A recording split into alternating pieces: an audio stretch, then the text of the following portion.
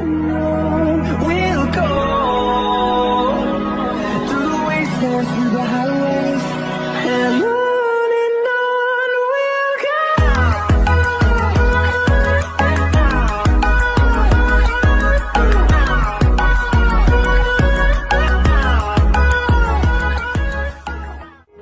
And on we'll go,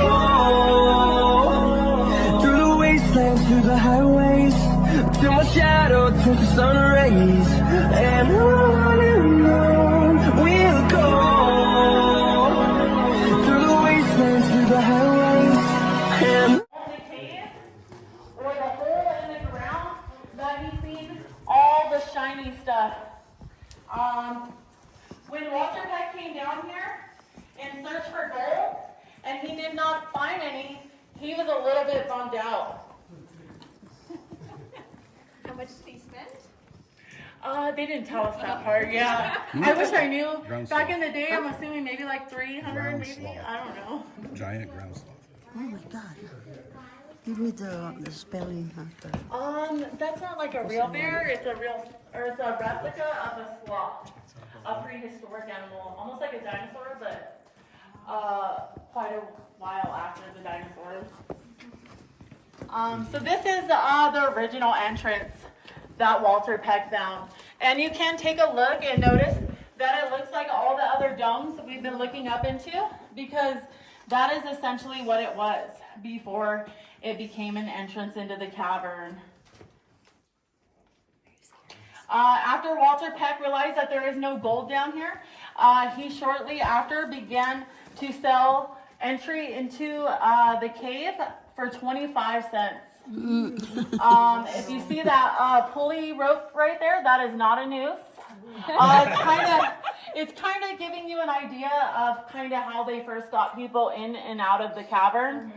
If you take a look at the dope on a rope in front of the motel, that little display, that is actually a replica of what they used to lower people down and bring them out of the cave.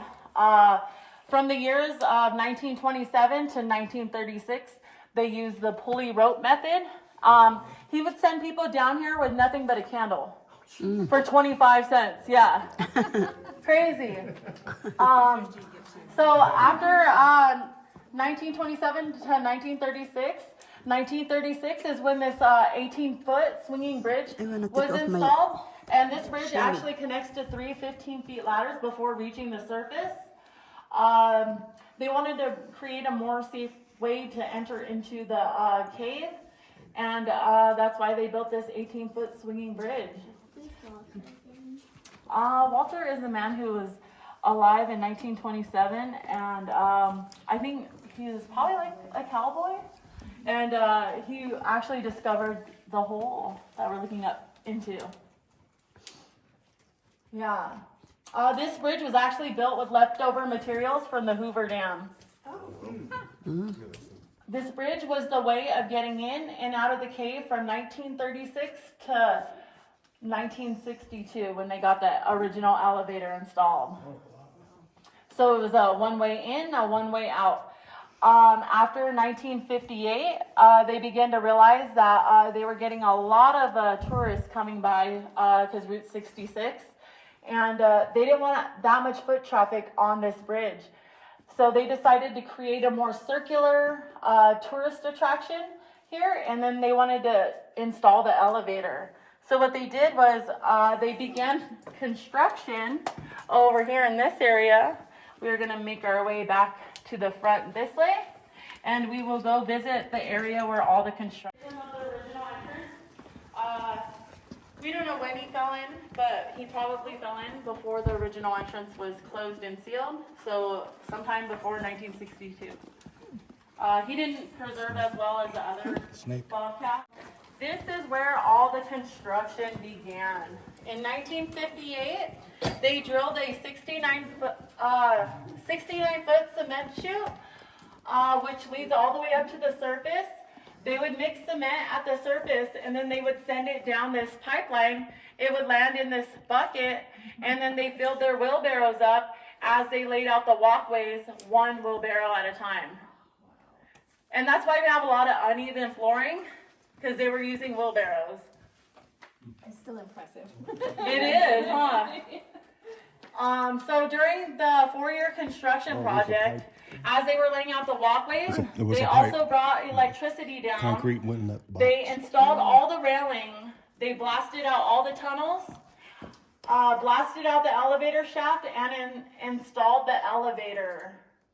When they were done with their construction, they sealed up the original entrance. They capped it with a metal plate and then buried it with 60 feet of dirt. So it is no longer a way of entering into the cave anymore. We're going to continue on down this way. As they were doing the construction, right underneath the original entrance, they were moving around dirt, and they uncovered about 10% of a prehistorical mammal's bone. Are you okay? All right. Yeah, they uncovered about 10% of a prehistorical mammal's bone. Her name is Gertie. She is the famous ground sloth that we have here in the cave.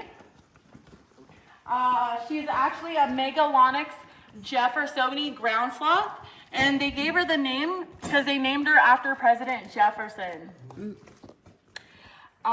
When we got the bones, we actually traded it to the University of Arizona. We gave them the bones. They gave us this life-size replica of what Gertie would have looked like at full growth. So she would stand around 15 feet, 4 inches tall, and would weigh like about a ton or more. Wow. Yeah.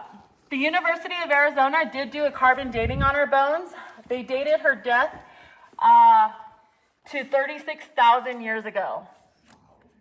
So we know that she fell in the hole and died about 36,000 years. But if you guys want to know what her like skeletal figure looks like, they actually used the bones that we gave them to piece together her skeleton with other bones they found from across the United States. And we actually have a picture of that down there by our guest tour section where you sign the little book. So you can see it like fully built. Yeah. It's not all Gertie, the one that they found here, but they kind of just gathered them and pieced it together. All right, guys, watch your step on the way down. These steps are forward facing, so they will give you momentum to fly. We don't need anybody flying in a cave. Please use the railing.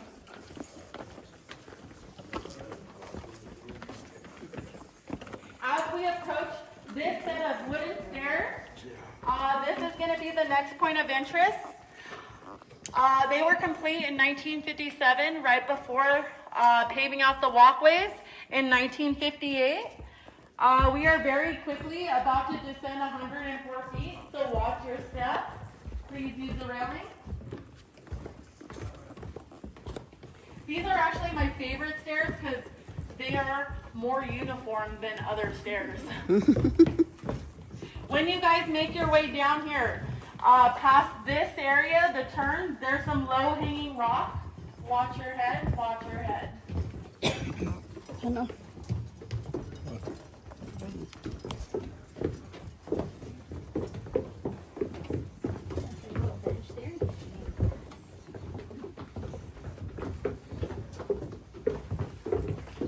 After you guys get off this set of wooden stairs, with the next set of stairs, watch your step.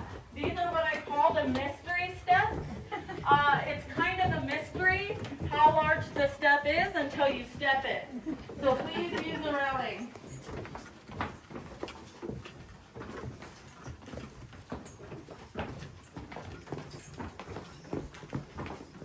Some of them get larger and shorter. No uniformity right there. Not as good as that. Also, guys, watch your head right here with this rock. Watch your head around this rock right here, guys, when you're coming down.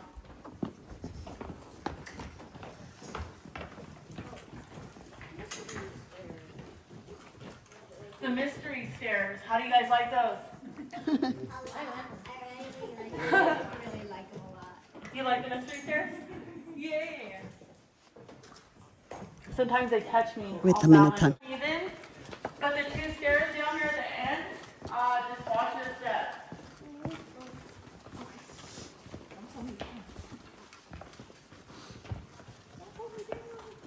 I'm gonna keep the stairs highlighted. You guys can go ahead and make your way that way. This way. Yeah, I'll be right over there.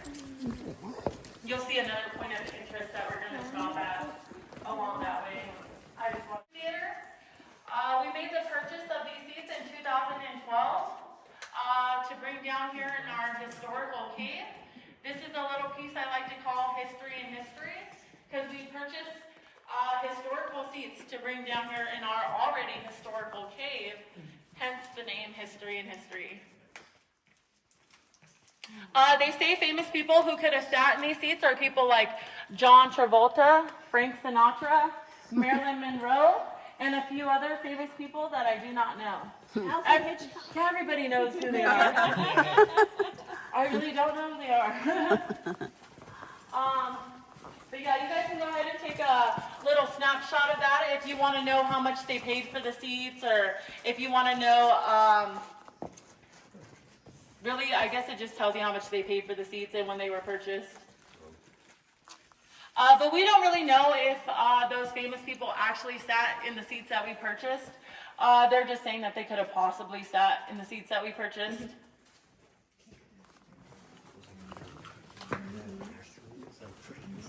The famous Caverns suite that is no longer in use. It had everything you could possibly need except for Wi-Fi and a window to wake up and drink coffee in the morning. Look, hon. If you guys take a look on this side, you're going to take a look at our, they want me to call this rare, at this rare selenite formation. This is not as rare as the gypsum flower on the other side. They actually have a lot of this down in the ancient waterways and back in the mystery room. But they say this is also another rare formation of the selenite crystal, and they call it the winter crystal because it looks like a wall of snow. I say it's somewhat rare. Definitely not as rare as the gypsum flower. They only found one of those here. And as you guys make your way this way, you guys can take a look up here. You'll see the third ancient waterway from the cathedral dome system. This is actually the shortest ancient waterway.